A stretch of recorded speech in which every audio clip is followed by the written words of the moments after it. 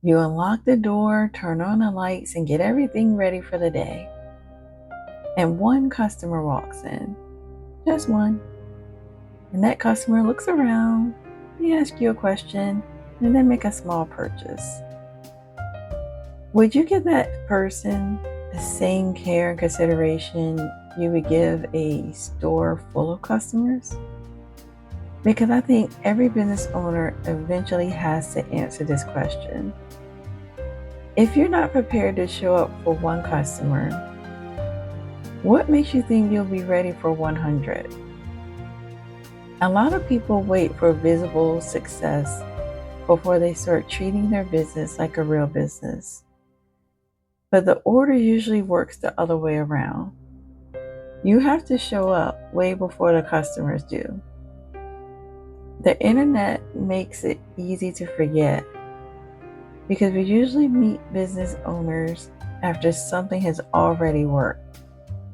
We see the big announcement, the major launch, the national retailer, the polished interview where the founder explains how everything came together. But what we usually don't see is the bridge between the idea and the result. We don't see the period when the offer was still being tested, the pricing was changing, the systems were incomplete, and the founder was building something most people had never even heard of. That quiet period does not automatically mean that the business is failing. Sometimes it simply means the business is still becoming a business. And during that stage, showing up means more than putting CEO in your bio. It means making the offer and paying attention to how people respond. It means testing your pricing, improving the product, and figuring out how someone actually buys from you. Then you have to answer the question that comes after the sale. How do you deliver consistently? What happens when something goes wrong? Can you serve the next customer without rebuilding your entire process from scratch? Are you developing the ability to handle demand before that demand becomes obvious? And is there more than one way to support yourself while you do that work? Sarah Blakely continued selling fax machines while developing Spanx and used her own savings to fund the business. Lisa Price kept her job in television production while making products in her kitchen and selling them locally. Melissa Butler worked in finance while building the Lip Bar After Hours. Ben Chestnut and Dan Carrizes were running a paid web design business when they started Mailchimp. It also began as a tool for their small business clients. And Pierre Amidar continued working as a software developer while building the marketplace that eventually became eBay.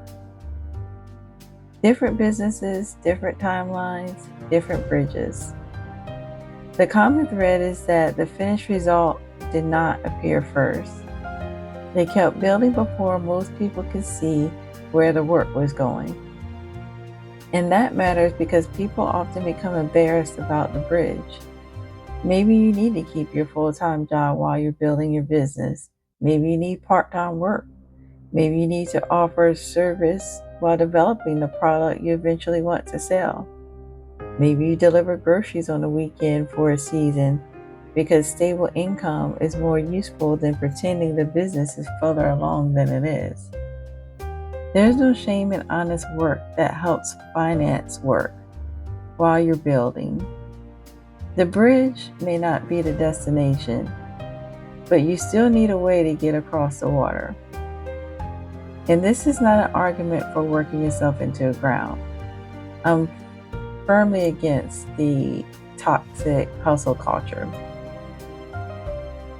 It's an argument for being honest about what your business needs at its current stage. Sometimes the smartest decision is not to quit everything and force the business to support you before it's even ready. Most of the time, the smarter decision is to give the business enough time, money, and breathing room to become strong enough to carry more weight. Think about $1. You can make it with 100 pennies, 10 dimes, or 4 quarters. The pieces are different, but they can still add up to the same value. Businesses work that way too. One large customer and several smaller customers may create the same revenue. Employment income, service work, savings, and reinvested profits may all help finance the next stage of growth. A slower route is not automatically a lesser route. The better question is whether you're using the route you have well. Because while the business is quiet, there is still meaningful work that needs to be done. Is your offer clear? Do you even know what to charge? Can someone understand how to buy from you without needing a private explanation? Can you deliver what you promised without reinventing the process every time? And when one customer does arrive, are you paying close enough attention to learn from them? That customer is not an interruption while you wait for the, quote, real business to begin. They are the real business at its present size, so serve them well.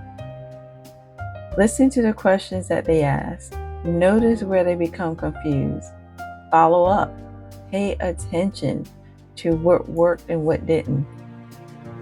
Because the way you serve one customer is where you begin learning how to serve 100. And that brings us back to the beginning. You cannot wait for a crowd to convince you that your business deserves your attention. You have to be the first person that shows up for it. And for a while, you might even be the only person who does that consistently. So here's the question I want to leave you with. What does your business need from you now before more customers arrive? Maybe you need to finally make the offer. Maybe the sales page needs work. Maybe you need to follow up with the customer you already have. Test pricing levels. Learn the skill you keep avoiding, or improve one part of the buying experience. Just choose one thing and then move forward, because the crowd usually arrives after the work has already begun.